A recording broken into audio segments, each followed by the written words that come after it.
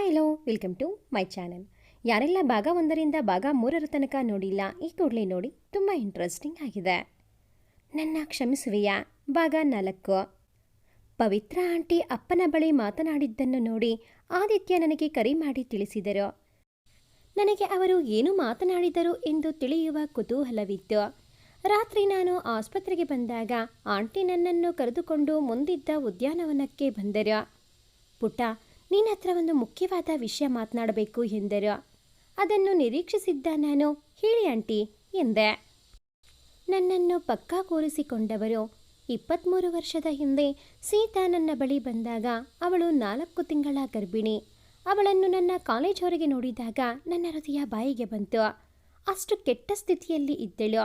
ಕೆದರಿದ ಕೂದಲು, ಬಾಡಿದ ಮುಖ, ಸೊರಗಿದ ಶರೀರದಲ್ಲಿದ್ದಳು. ನಿನ್ನನ್ನು ಉಳಿಸಿಕೊಳ್ಳುವ ಸಲುವಾಗಿ ಎಲ್ಲರನ್ನೂ ಬಿಟ್ಟು ನನ್ನ ಬಳಿ ಬಂದಿದ್ದಳು. ನಾನವಳನ್ನು ಮನೆಗೆ ಕರೆದೊಯ್ದೆ. 2 ದಿನ ಮನೆಯಲ್ಲಿ ಇರಿಸಿಕೊಂಡು ಸಮಾಧಾನ ಮಾಡಿದೆವು. ಸ್ವಾಭಿಮಾನಿ ಸೀತಾ ನಮ್ಮಲ್ಲಿ ಹೆಚ್ಚು ದಿನ ಉಳಿಯಲು ತಯಾರಿರಲಿಲ್ಲ. ನಿಮ್ಮ ಮುಂದಿನ ಭವಿಷ್ಯಕ್ಕಾಗಿ ನನ್ನಪ್ಪ ಅವಳನ್ನು ಜನನಿ ಆಶ್ರಮಕ್ಕೆ ಸೇರಿಸಿದರು. ನೀನು ಅಲ್ಲಿಯೇ ಹುಟ್ಟಿದೆ, ಬೆಳೆದೆ, ದೊಡ್ಡವಳಾದೆ ಎಂದು ನನ್ನನ್ನು ಅಪ್ಪಿಕೊಂಡು ಅಳತೊಡಗಿದರು. ಅಮ್ಮನ ಅಂದಿನ ಸ್ಥಿತಿ ತಿಳಿದು ನನಗೆ ದೊಡ್ಡ ಆಘಾತವಾಯಿತು. ನನ್ನನ್ನು ಉಳಿಸಿಕೊಳ್ಳಲು ಅಮ್ಮ ಅಪ್ಪನನ್ನು ಬಿಟ್ಟು ಹೋಗಿದ್ದು. ಅಂದರೆ ನನ್ನನ್ನು ಕೊಲ್ಲುವ ಯೋಚನೆ ಇದ್ದಿದ್ದು ಯಾರಿಗೆ? ಆದರೆ ಅವಳೇ ಅಪ್ಪನನ್ನು ಬಿಟ್ಟು ಬಂದಳೆ, ಇಲ್ಲ ಅಪ್ಪ ಅಮ್ಮನನ್ನು ಹೊರ ಹಾಕಿದರೆ? ಗೊಂದಲವಾಯಿತು. ಅಪ್ಪ ಅಮ್ಮನನ್ನು ಹೊರ ಹಾಕಿಲ್ಲ, ಬೇರೇನೂ ನಡೆದಿರಬೇಕು ಅನ್ನಿಸಿತು. ಅವರೇ ಅಮ್ಮನನ್ನು ಹೊರಗೆ ಹಾಕಿದ್ರೆ ಇಷ್ಟು ವರ್ಷ ಅಮ್ಮನ ನೆನಪಲ್ಲಿ ಕೊರಗುವ ಅವಶ್ಯಕತೆ ಇರಲಿಲ್ಲ. ಬೇರೆ ಮದುವೆ ಮಾಡಿಕೊಂಡು ನೆಮ್ಮದಿಯಾಗಿ ಇರುತ್ತಿದ್ದರು ಎನ್ನಿಸಿತು. ಸ್ವಲ್ಪ ಸಮಯ ಅಳುತ್ತಿದ್ದ ಆಂಟಿ ಮತ್ತೆ ತಮ್ಮ ಕಣ್ಣು ಹೊರೆಸಿಕೊಂಡು, ಇಷ್ಟು ವರ್ಷ ನನ್ನ ಕಣ್ಣಿಗೆ ಬೀಳದೆ ಇದ್ದ ದೊಡ್ಡ ಸತ್ಯ ಇಂದು ನನ್ನ ಅರಿವಿಗೆ ಬಂದಿದೆ ಪುಟ್ಟ. ನಿನ್ನ ಅಮ್ಮನನ್ನು ಆಸ್ಪತ್ರೆಗೆ ಸೇರಿಸಿದ ಜಾನಕಿರಾಮ್ ನಿನ್ನ ತಂದೆ. ನಿನ್ನ ಅಜ್ಜಿಯ ಒಂದು ಸಣ್ಣ ಆಸೆ ನಿನ್ನಮ್ಮನಿಗೆ ಇಷ್ಟು ದೊಡ್ಡ ಶಿಕ್ಷೆಯಾಗಿ ಕಾಡುತ್ತದೆ ಎಂದು ಯಾರಿಗೂ ತಿಳಿದಿರಲಿಲ್ಲ. ಯಾರಿಗೋ ಏನೋ, ಸ್ವತಃ ನಿನ್ನ ತಂದೆಗೂ ತಿಳಿದಿರಲಿಲ್ಲ. ನಿನ್ನಮ್ಮನ ಗರ್ಭದಲ್ಲಿ ನೀನಿದ್ದೆ. ನಿನ್ನ ಅಜ್ಜಿಗೆ ಮೊದಲನೇ ಮಗು ಗಂಡೇ ಹುಟ್ಟಬೇಕು ಎನ್ನುವ ಆಸೆ ಇತ್ತಂತೆ. ಮಗು ಹೆಣ್ಣು ಎಂದು ತಿಳಿದು ಅದನ್ನು ತೆಗೆಸಲು ಆಸ್ಪತ್ರೆಗೆ ಕರೆದುಕೊಂಡು ಹೋಗಿದ್ದಾಗ ಸೀತಾ ಅವರ ಕೈಯಿಂದ ತಪ್ಪಿಸಿಕೊಂಡು ನನ್ನ ಬಳಿ ಬಂದಿದ್ದು. ಅವಳನ್ನು ನಡೆದ ಸಂಗತಿ ಕೇಳಿದಾಗ ನಿನ್ನನ್ನು ಉಳಿಸಿಕೊಳ್ಳಲು ಮನೆ ಬಿಟ್ಟು ಬಂದೆ ಎಂದಳು. ನಾವು ಕೂಡ ಬೇರೇನೂ ಕೆದಕಿ ಕೇಳಲು ಹೋಗಲಿಲ್ಲ. ಅವಳನ್ನು ಜನನಿ ಆಶ್ರಮಕ್ಕೆ ಸೇರಿಸಿದ ಮೇಲೆ ಅವಳ ಜೀವನಕ್ಕೆ ಒಂದು ಆಸರೆ ಆಯಿತು ಎಂದುಕೊಂಡು ಸುಮ್ಮನಾಗಿಬಿಟ್ಟೆ. ಅವಳು ಜಾನಕಿರಾಮ್ನಿಂದ ಮೋಸ ಹೋಗಿದ್ದಾಳೆ ಎಂದು ತಿಳಿದ ನಾನು ಅವರನ್ನು ದ್ವೇಷಿಸುತ್ತಿದ್ದೆ. ಅದೇ ನಾನು ಮಾಡಿದ್ದ ತಪ್ಪು. ಒಮ್ಮೆಯಾದರೂ ಜಾನಕಿರಾಮ್ ಭೇಟಿ ಮಾಡಿ ಸತ್ಯ ತಿಳಿಯುವ ಪ್ರಯತ್ನ ಮಾಡಬೇಕಿತ್ತು. ಅವರನ್ನು ಭೇಟಿ ಮಾಡುವ ಧೈರ್ಯ ಮಾಡಿದ್ದರೆ ನೀನು ಸೀತಾ ಇಷ್ಟು ವರ್ಷ ಅನಾಥರಾಗಿ ಬಾಳುವ ಪರಿಸ್ಥಿತಿ ಬರುತ್ತಿರಲಿಲ್ಲ. ಇದು ನನ್ನ ಕೋಪದಿಂದ ನಡೆದ ತಪ್ಪು. ನನ್ನನ್ನು ಕ್ಷಮಿಸುಬಿಟ್ಟ. ಇನ್ನಾದರೂ ಎಲ್ಲವೂ ಸರಿ ಹೋಗಲಿ. ಸೀತಾ ದೂರಾಗಿದ್ದಕ್ಕೆ ಜಾನಕಿರಾಮ್ ತುಂಬ ನೊಂದಿದ್ದಾರೆ. ನೀನು ನಿನ್ನ ಅಪ್ಪನನ್ನು ಮಾತನಾಡಿಸು ಪುಟ್ಟ. ನಿನ್ನಮ್ಮನ ಇಷ್ಟು ವರ್ಷದ ವನವಾಸ ಮುಗಿಯಲಿ ಎಂದು ಕೈ ಜೋಡಿಸಿದರು. ಅಪ್ಪ, ಒಂದು ಹೆಣ್ಣಾಗಿ ಹುಟ್ಟುವ ಮೊದಲೇ ಇನ್ನೊಂದು ಹೆಣ್ಣಿನ ಹತ್ಯೆ ಮಾಡುವ ಮನಸ್ಸು ಹೀಗೆ ಬಂತು ಅವರಿಗೆ? ಕೋಪದಿಂದ ಮೈ ನಡುಗಿತು. ನನ್ನಮ್ಮ ಅದೆಷ್ಟು ನೋವು ಪಟ್ಟಿರಬೇಕು, ಅದೆಷ್ಟು ದುಃಖ ಅನುಭವಿಸಿರಬೇಕು. ನನ್ನನ್ನು ಉಳಿಸಿಕೊಳ್ಳಲು ನನ್ನಮ್ಮ ತನ್ನ ಜೀವನವನ್ನೇ ಮುಡಿಪಾಗಿಟ್ಟಿದ್ದಾಳೆ. ಹೆಮ್ಮೆ ಅನಿಸಿತು. ಅವಳು ಹೇಳುವವರೆಗೆ ನಾನು ಮುನ್ನಡೆಯಲಾರೆ. ಅಮ್ಮ ತಾನಾಗೆ ಹೇಳಲಿ, ದೃಢವಾದ ನಿರ್ಧಾರ ತಳೆದೆ. ಆಂಟಿ ಕೈ ಹಿಡಿದು, ಆಂಟಿ, ಇದನ್ನು ಅಮ್ಮ ಹೇಳಬೇಕು. ಅಲ್ಲಿಯವರೆಗೆ ನಾನು ಯಾರನ್ನೂ ಮಾತನಾಡಿಸಲು ಹೋಗುವುದಿಲ್ಲ, ದೃಢವಾಗಿ ಹೇಳಿದೆ. ಅಂದರೆ ನಿನಗೆ ಈ ವಿಷಯ ಗೊತ್ತೇ? ಕೇಳಿದರು ಆಂಟಿ ಅಚ್ಚರಿಯಿಂದ. ಗೊತ್ತಾಯ್ತು ಆಂಟಿ. ಅವತ್ತು ಆಸ್ಪತ್ರೆ ಸೇರಿಸಿದ ದಿನ ಅವರ ಚಡಪಡಿಕೆ, ನೋವು ನೋಡಿಯೇ ಅನುಮಾನ ಆಗಿತ್ತು. ಡಾಕ್ಟರ್ ಆದಿತ್ಯ ಅವರ ಅಕ್ಕನ ಮಗ. ಅವರಿಂದಲೇ ನನ್ನ ತಂದೆ ಬಗ್ಗೆ ತಿಳಿಯಿತು. ಆದರೆ ಯಾಕೆ ಅಮ್ಮನಿಂದ ದೂರ ಇದ್ದರು ಅನ್ನೋದು ತಿಳಿದಿರಲಿಲ್ಲ. ಏನೇ ಆದರೂ ಅವರು ಮಾಡಿದ್ದು ತಪ್ಪೇ. ಅಂತಹ ಪರಿಸ್ಥಿತಿಯಲ್ಲಿ ಹೆಂಡತಿಯನ್ನು ಕಾಪಾಡಬೇಕಿದ್ದ ಅವರು ಮೌನವಾಗಿ ಉಳಿದಿದ್ದೇಕೆ? ಅವತ್ತೇನೋ ಅಮ್ಮನ ಕಷ್ಟಕ್ಕೆ ನೀವಿದ್ದಿರಿ, ಇಲ್ಲವಾಗಿದ್ರಿ? ಅಮ್ಮ ಏನು ಮಾಡ್ತಾ ಇದ್ಲು? ಭಯವಿತ್ತು ನನ್ನ ಪ್ರಶ್ನೆಯಲ್ಲಿ. ನಿನ್ನ ಮಾತು ಒಪ್ಪುತ್ತೇನೆ ಪುಟ್ಟ. ನಿನ್ನಪ್ಪ ಮಾಡಿದ್ದು ಕೂಡ ಅಪರಾಧವೇ. ಅಂದೇ ತನ್ನಮ್ಮನನ್ನು ವಿರೋಧಿಸಿ ನಿನ್ನನ್ನು ಮುಚ್ಚಟೆ ಮಾಡಬೇಕಿತ್ತು. ಆದರೆ ಆಗಿನ ಅವರ ಮನಸ್ಥಿತಿಯನ್ನು ನಾವು ಅರ್ಥ ಮಾಡಿಕೊಳ್ಳಬೇಕು. ತಂದೆ ಇಲ್ಲದೆ ಬೆಳೆದ ಅವರಿಗೆ ತಾಯಿ ಎಂದರೆ ತುಂಬ ಪ್ರೀತಿ ಇತ್ತು. ತಾವು ಒಂದು ದಿನ ಮನೆ ಬಿಟ್ಟು ಹೋದರೆ ಮಗ ದೂರ ಹೋಗಿದ್ದು ತಿಳಿದು ಅಮ್ಮನ ಮನ ಬದಲಾಗಬಹುದು ಎಂದು ಕಾದಿದ್ದಾರೆ. ಆದರೆ ಆ ರಾತ್ರಿಯೇ ಸೀತಾ ನಿನಗಾಗಿ ಮನೆ ಬಿಟ್ಟು ಹೋಗುತ್ತಾಳೆ ಎನ್ನುವ ಕಲ್ಪನೆ ಕೂಡ ಅವರಿಗೆ ಬಂದಿಲ್ಲ. ಒಂದೇ ಒಂದು ರಾತ್ರಿಯಲ್ಲಿ ಇಷ್ಟು ಆಘಾತ ಎದುರಿಸಬೇಕಾಗಿ ಬರುತ್ತದೆ ಎಂದು ಯಾರೂ ನಿರೀಕ್ಷಿಸಿ ಇರಲಿಲ್ಲ. ಅಂದೇ ಕೊನೆ ಅವರು ತಮ್ಮ ತಾಯಿಯನ್ನು ಮಾತನಾಡಿಸಿದ್ದು. ಸೀತಾಳನ್ನು ತಮಗೆ ಗೊತ್ತಿದ್ದ ಕಡೆಯೆಲ್ಲ ಹುಡುಕಿದ್ದಾರೆ. ಮನೆ ಗೊತ್ತಿಲ್ಲದ ಕಾರಣ ನನ್ನ ಬಳಿ ಬಂದಿಲ್ಲ ಅಷ್ಟೇ. ಎಂದಾದರೂ ಸೀತಾ ಸಿಕ್ಕೇ ಸಿಗುತ್ತಾಳೆ ಎನ್ನುವ ನಂಬಿಕೆಯಿಂದ ಇಷ್ಟು ವರ್ಷ ಅವಳಿಗಾಗಿ ಕಾದಿದ್ದಾರೆ. ಇವತ್ತು ಅವರೊಟ್ಟಿಗೆ ಮಾತನಾಡಿ ತಿಳಿದ ವಿಷಯಗಳು ಇವು. ಸೀತಾಗಾಗಿ ಇಷ್ಟು ವರ್ಷ ನೊಂದು ಬೆಂದು ಕಾದಿದ್ದಾರೆ ಪುಟ್ಟ. ನಿನ್ನ ಅಜ್ಜಿಯು ತಮ್ಮ ತಪ್ಪು ಅರಿತು ಸೀತಾಗಾಗಿ ಪರಿತಪಿಸಿ ಕೊರಗಿ ಹಾಸಿಗೆ ಹಿಡಿದು ಕೆಲ ವರ್ಷಗಳ ಹಿಂದೆ ಪ್ರಾಣ ಬಿಟ್ಟಿದ್ದಾರೆ ಎಂದು ತಿಳಿಯಿತು. ಅವರ ಅಕ್ಕ ಭಾವ ಕೂಡ ಸೀತಾಳ ಭೇಟಿಗೆ ಕಾದು ಕುಳಿತಿದ್ದಾರೆ. ಯಾವುದೋ ತಪ್ಪು ತಿಳುವಳಿಕೆಯಿಂದ ನಡೆದ ಅನಾಹುತ ಇಲ್ಲಿಗೆ ಕೊನೆಯಾಗಲಿ ಪುಟ್ಟ. ನೀನು ನಿನ್ನ ಅಪ್ಪನನ್ನು ಮಾತನಾಡಿಸಿ ಅವರಿಗೆ ತಮ್ಮ ತಪ್ಪು ಸರಿ ಮಾಡಿಕೊಳ್ಳುವ ಅವಕಾಶ ಕೊಡು. ಇದು ನನ್ನ ಅನಿಸಿಕೆ ಅಷ್ಟೇ. ಹಾಗಂತ ಒತ್ತಡವಿಲ್ಲ. ನಿಧಾನವಾಗಿ ಯೋಚಿಸಿ ನಿರ್ಧರಿಸು ಎಂದು ನನ್ನ ನೆತ್ತಿ ಸವರಿದರು. ಆಂಟಿ ಹೇಳಿದ ಮಾತುಗಳು ನನ್ನ ಹೃದಯವನ್ನು ಮುಟ್ಟಿದವು. ಹೌದು, ಅಪ್ಪ ಅಮ್ಮನಿಗಾಗಿ ತಪಸ್ವಿಯಂತೆ ಕಾದಿದ್ದಾರೆ. ಅಷ್ಟು ಸಾಕಲ್ಲವೇ ಒಬ್ಬ ವ್ಯಕ್ತಿಯ ಪಶ್ಚಾತ್ತಾಪಕ್ಕೆ? ಮನಸ್ಸು ಹಗುರವಾಯಿತು. ಅರ್ಥ ಆಯಿತು ಆಂಟಿ, ಅವರನ್ನು ನಾನು ಗೌರವಿಸುತ್ತೇನೆ. ಆದರೆ ಅಮ್ಮನ ಬಾಯಿಯಿಂದ ಸತ್ಯ ತಿಳಿಯದೆ ಸದ್ಯಕ್ಕೆ ಯಾವ ಸಂಬಂಧವನ್ನು ನನ್ನ ಹತ್ತಿರ ಬಿಟ್ಟುಕೊಳ್ಳಲ್ಲ ಎಂದು ಹೇಳಿದ್ದೆ. ಪವಿತ್ರ ಆಂಟಿ ಮುಖದಲ್ಲಿ ನೆಮ್ಮದಿ ಮೂಡಿತು. ನಡೀರಿ ಆಂಟಿ, ಅಮ್ಮನ ಹತ್ತಿರ ಹೋಗೋಣ. ಇನ್ಮೇಲೆ ನಾವು ರಾತ್ರಿ ಮಾತ್ರ ಇಲ್ಲಿಗೆ ಬರೋಣ. ಅಮ್ಮನಿಗೆ ಅವಳ ನಿರ್ಧಾರ ಹೇಳಲು ಸಮಯ ಕೊಡೋಣ ಎಂದು ಹೇಳಿ ಅವರ ಜೊತೆ ವಾರ್ಡ್ಗೆ ಬಂದೆ. ಅಲ್ಲಿದ್ದ ಒಂದು ವಾರದಲ್ಲಿ ನಾನು ಅಪ್ಪನ ಎದುರು ಬರುವ ಸಂದರ್ಭ ತಪ್ಪಿಸುತ್ತಿದ್ದೆ. ಅವರನ್ನು ನೋಡಿದರೆ ತಲೆ ತಗ್ಗಿಸಿಕೊಂಡು ಅಲ್ಲಿಂದ ಹೋಗಿಬಿಡುತ್ತಿದ್ದೆ.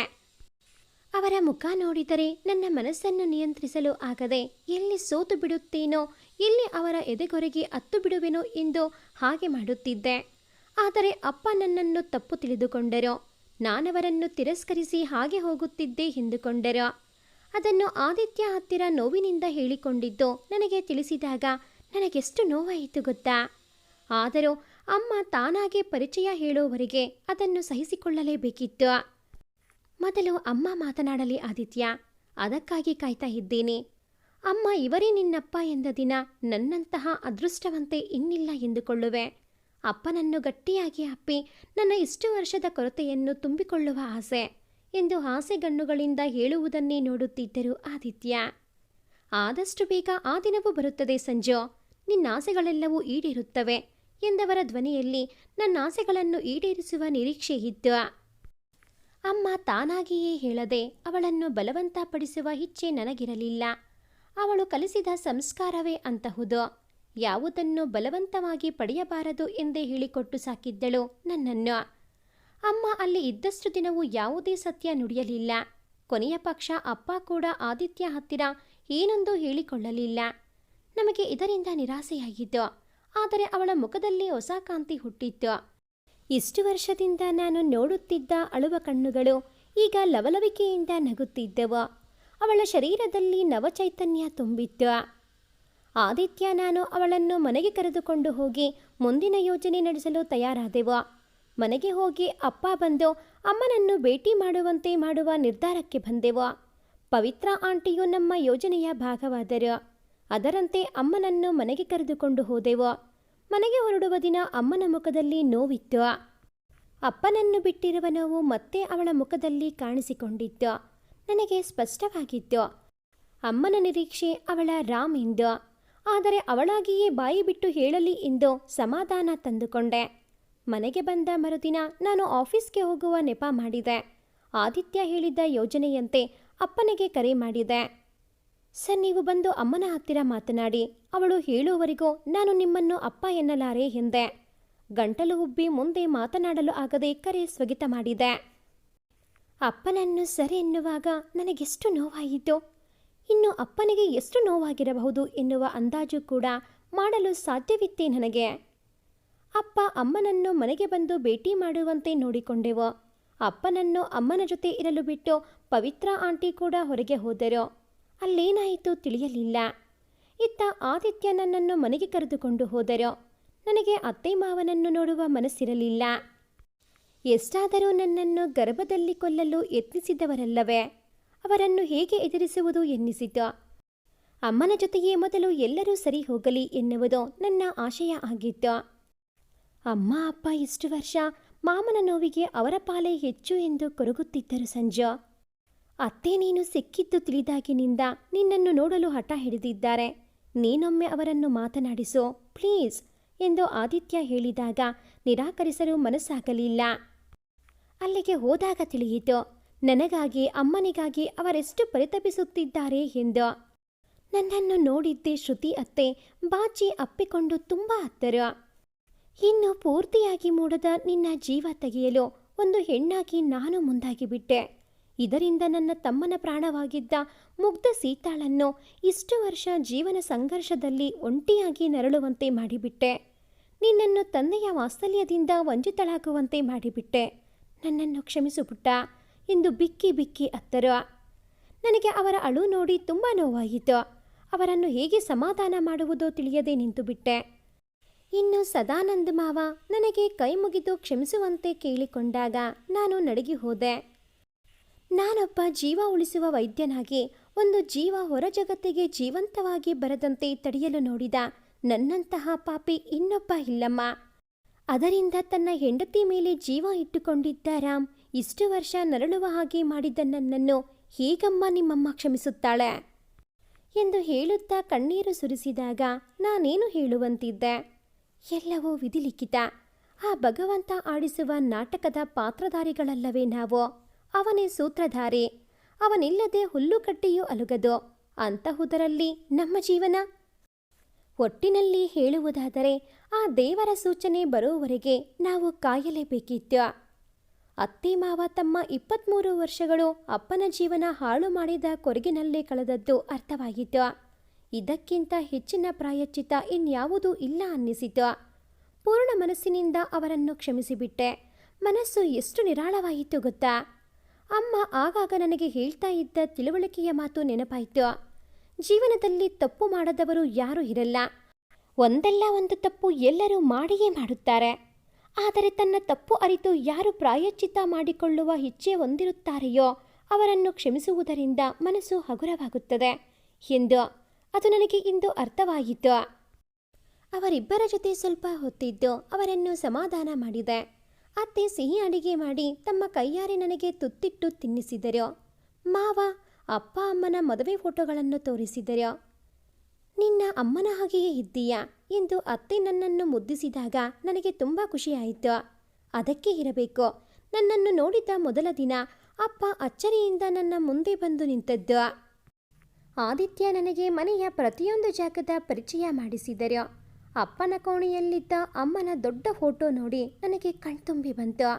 ಅಲ್ಲಿದ್ದ ಪ್ರತಿಯೊಂದು ವಸ್ತುವು ಅದರ ಒಡತಿಯ ನಿರೀಕ್ಷೆಯಲ್ಲೇ ಇದ್ದವು.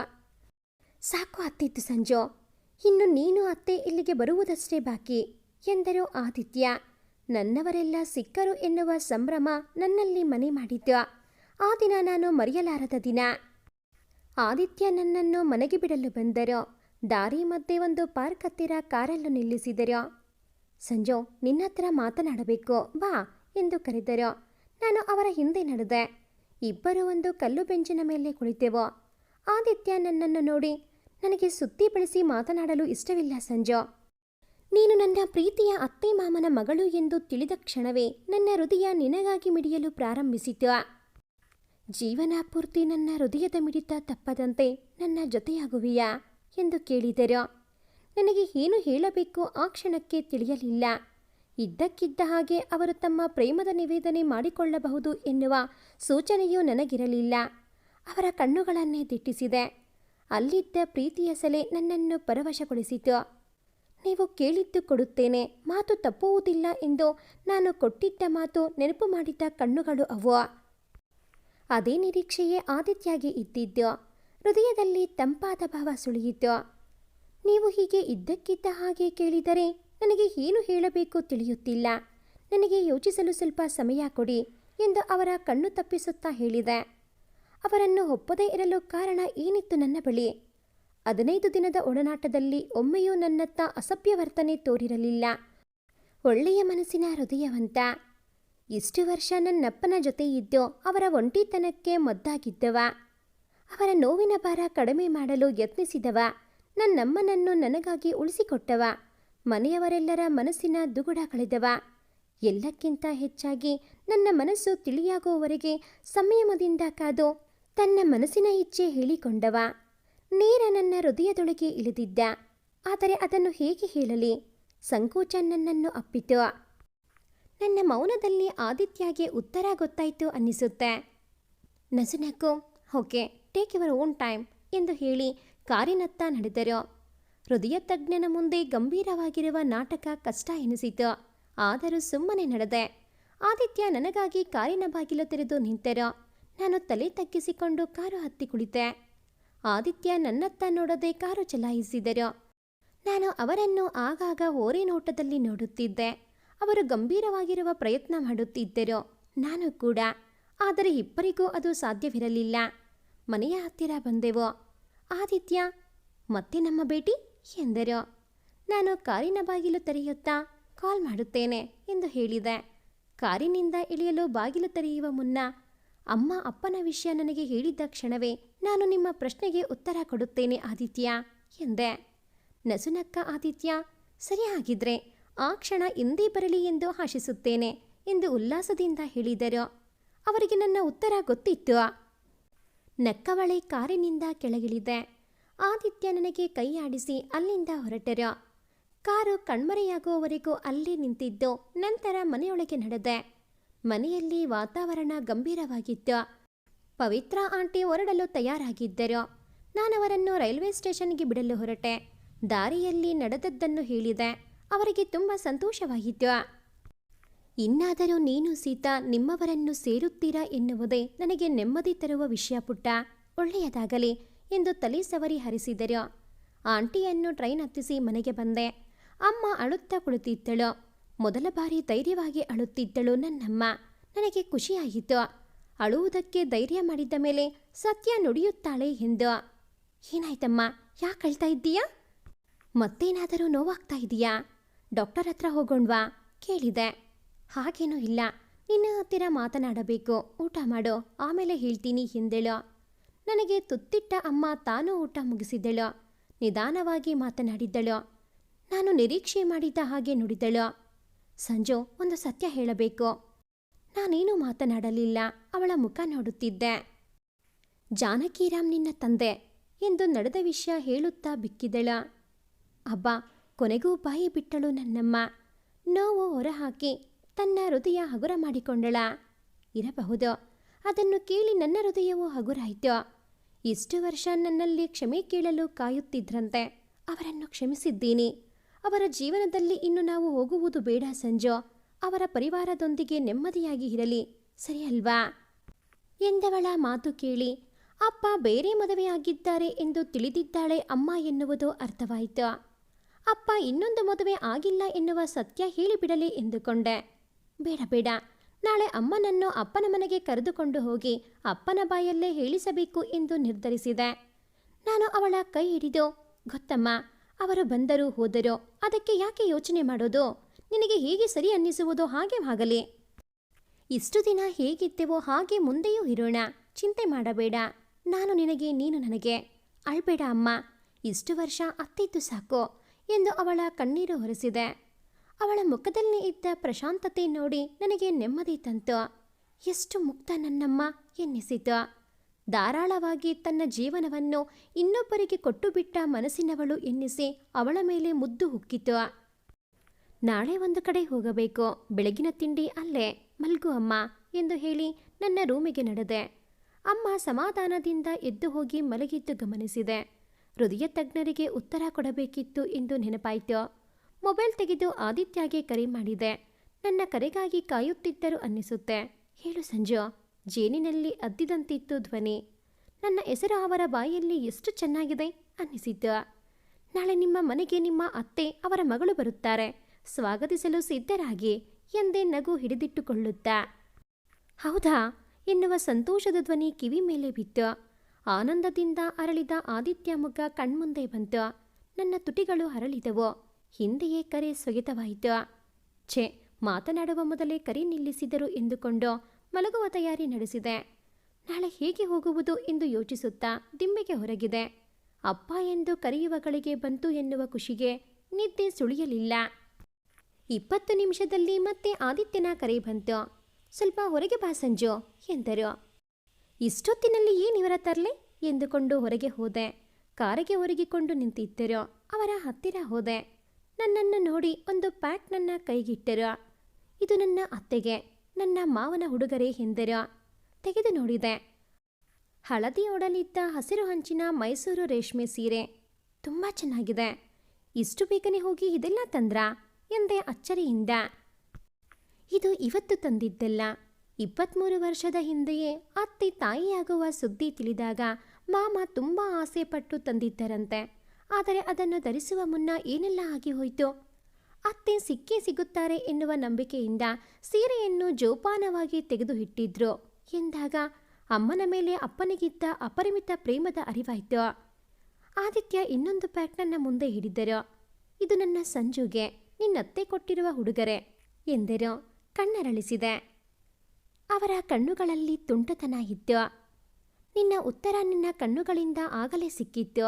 ಆದರೂ ಕಿವಿಗಳು ಕೇಳಲಿ ಎಂದು ಕಾಯುತ್ತಿದ್ದೆ ಎಂದು ನನ್ನ ಕೈಗೆ ಪ್ಯಾಕ್ ಇಟ್ಟರು. ನಾಳೆ ಅತ್ತೆಯನ್ನು ಮಾವನ ಕೈಗಿಟ್ಟು ಆಮೇಲೆ ನಿನ್ನನ್ನು ವಿಚಾರಿಸಿಕೊಳ್ಳುತ್ತೇನೆ.